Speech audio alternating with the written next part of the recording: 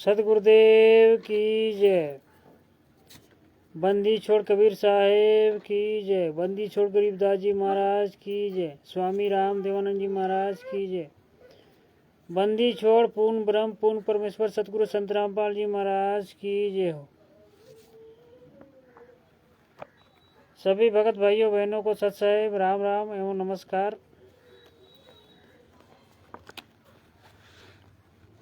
भगत भाइयों, मैं झारखंड से वीरेंद्र महतो। मेरा मोबाइल नंबर 9699470815।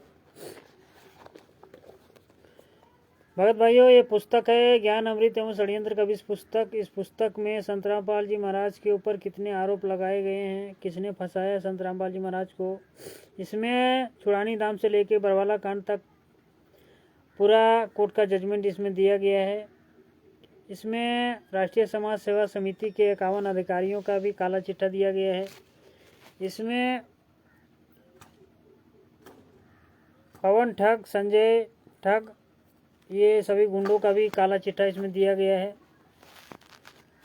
तो भगत भाइयों, इस पुस्तक को आप अवश्य मंगवाइए, क्योंकि ये पुस्तक संत रामपाल जी महाराज के ऊपर कितने आरोप लगाए हैं, किसने फंसाया है, वो सभी केसों का जजमेंट इस पुस्तक में दिया गया है। और ये पुस्तक को बनाने वाले बिहार के सासाराम जिले के सीनियर एडवोकेट शशि भूषण भगत जी हैं। उनका मोबाइल नंबर है 9931592093। आप उनसे भी पुस्तक मंगवा सकते हैं, या फिर मुझे भी फ़ोन करके मंगवा सकते हैं, या व्हाट्सएप कर सकते हैं। मेरा मोबाइल नंबर है 9699470815। तो भगत भाइयों, कल मैंने पढ़ के सुनाया था कि गुरु जी के ज्ञान के विपरीत पवन कुमार यादव का अज्ञान नंबर 1 बताया था। आज अज्ञान नंबर 2 बताता हूँ मैं आपको। ये पुस्तक में क्या लिखा है, किस तरह से Pawan Kumar Yadav black cat commando बन के मेन हेड बना था, मुखिया बना था और कमांडो को संचालन कर रहा था वो। पवन कुमार यादव का दूसरा अज्ञान है कि इसने संत रामपाल जी महाराज के मुख श्री से सन 1997 ईस्वी से लेकर 2008 ईस्वी तक दी गई सारनाम को भी फर्जी बता दिया। यानी कि 1997 से 2008 तक जिसको गुरुजी ने अपने सामने मतलब दिया है सारनाम, उसको भी ये पवन यादव फर्जी बताता है। कहा कि संत रामपाल जी महाराज इस अवधि में जितने लोगों को सारनाम दिए वे सब फर्जी दिए गए हैं। इस काल के दूत ने गुरुजी से भी अपने को बड़ा घोषित कर लिया, जो अपने आप को अभी छुप छुप के ऑनलाइन जो भक्तों को मूर्ख बनाता है, गुमराह करता है, हर भक्तों को पैसे ऐंठता है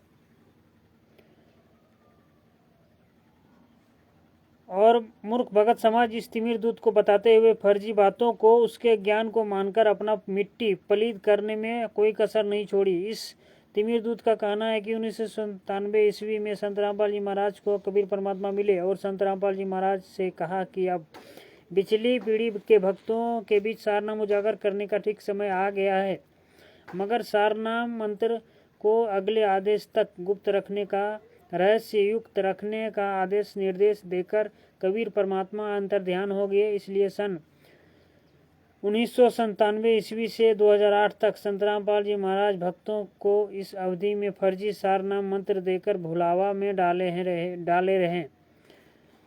जबकि इस तिमिर दूत के अज्ञान के विपरीत संत रामपाल जी महाराज ने ज्ञान अपने सत्संगों के माध्यम से दिया है कि वह समर्थ कबीर सन 1997 ईस्वी में फाल्गुन मास के एकम को 10 बजे दिन में हरियाणा प्रांत के खेतों में मुझ दास संत रामपाल जी से मिले तथा निर्धारित पिछली पीढ़ी के भक्तों के बीच सतनाम सारनाम उजागर करने का सही समय बताकर उक्त मंत्रों को भक्तों के बीच दान करने का आदेश देकर अपने स्वयं कबीर जी मिलने की बात को अगले आदेश तक रहस्ययुक्त रखने का हिदायत देकर कि ये बातें कहीं बताना कि कबीर परमात्मा सन 1997 में मिले, कहकर कबीर परमात्मा अंतर्ध्यान हो गए। इसलिए संत रामपाल जी महाराज ने 2008 ईस्वी के पूर्व कभी नहीं बताया कि उनका कबीर परमात्मा का साक्षात्कार सन 1997 में हुआ या मिले।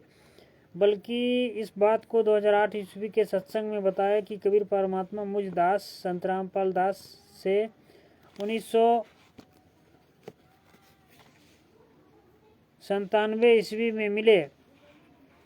हालांकि संत रामपाल जी महाराज ने अपनी किताब आध्यात्मिक ज्ञान गंगा में इस तथ्य को पूर्व से अर्थात 2008 ईस्वी में ही अंकित कर दिए थे कि कबीर परमात्मा 1997 ईस्वी में सदगुरुदेव जी से मिले थे। सदगुरुदेव कहे हैं कि यदि सन 1997 ईस्वी में इस मिलने वाली बात को खोल देता तो कबीर परमात्मा के कथनों के अनुसार कोई नहीं मानता कि कबीर परमात्मा मुझदास अर्थात संत रामपाल दास से मिले थे और यही समय पिछली पीढ़ी के उजागर करने का आदेश निर्देश दिए थे।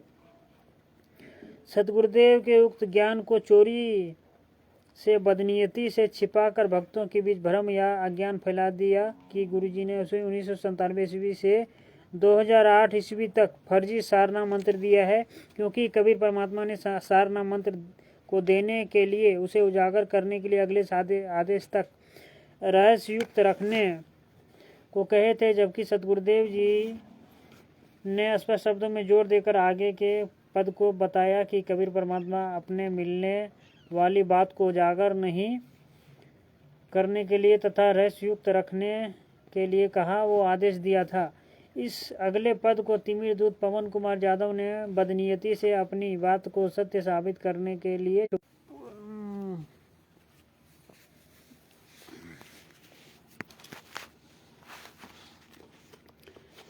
विचार करने की बात है। अब भगत समाज को विचार करना है कि ऐसे तिमिर दूत द्वारा दिए गया ज्ञान को ग्रहण करके नरक भोगी बने या परमात्मा के ज्ञान पर या सतगुरुदेव के मर्यादाओं पर चलकर सतलोकगामी होने का प्रयत्न करें।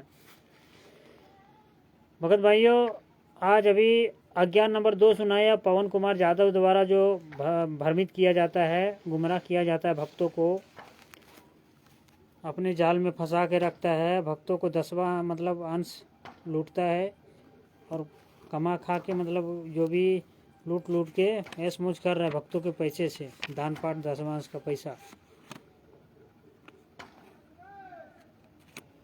तो भगत भाइयों, ये जो पुस्तक है जीने की राह, ज्ञान गंगा, गीता तेरा ज्ञान अमृत,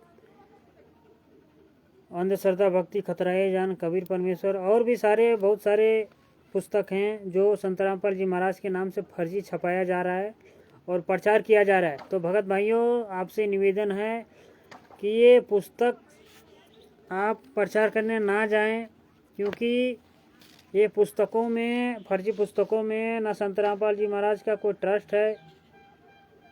ये पुस्तक जहाँ से छपता है वो उसका पता बराबर नहीं है, सही नहीं है, गलत है।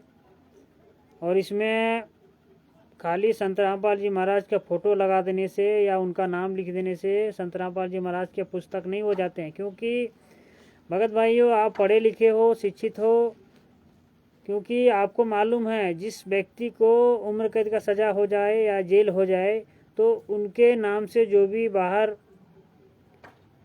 चलते हैं, अधिकार होते हैं, वो सब खत्म हो जाते हैं। तो ये जो पुस्तक छप रहे हैं, किस आधार से छप रहे हैं, किस ट्रस्ट के माध्यम से छप रहे हैं, इसका प्रेषक कौन है, मुद्रक कौन है, इसका डिपो कहाँ है, तो ये सब सारे फर्जी पुस्तक है भगत भाइयों। क्योंकि ये पुस्तक को आप प्रचार करने ना जाएं, क्योंकि आप जाइएगा तो आप जूते खाइएगा, जूते सीधे आप जूते खाइएगा और जेल के हवाले आपको कर दिया जाएगा। क्योंकि ये जितने भी ये सेवा के नाम से आपको ये बताते हैं, पीला पर्चा में मैसेज छोड़ते हैं कि गुरुजी का आदेश है, सेवा में जाना है, पुस्तक सेवा में जाना है। तो भगत भाइयों, आप सावधान हो जाओ, ये पुस्तक फर्जी पुस्तकें ना लेके जाओ, क्योंकि आप फंसोगे तो आपका जो नामदान संचालक है वो आपको छुड़ाने नहीं आएगा, आपको फंसा हुआ छोड़ देगा वो। इसलिए भगत भाइयों, आपसे निवेदन है कि कुछ भी करो, आप कहीं भी जाओ, आप जांच परख के अपना निर्णय करो। और क्योंकि भगत भाइयों,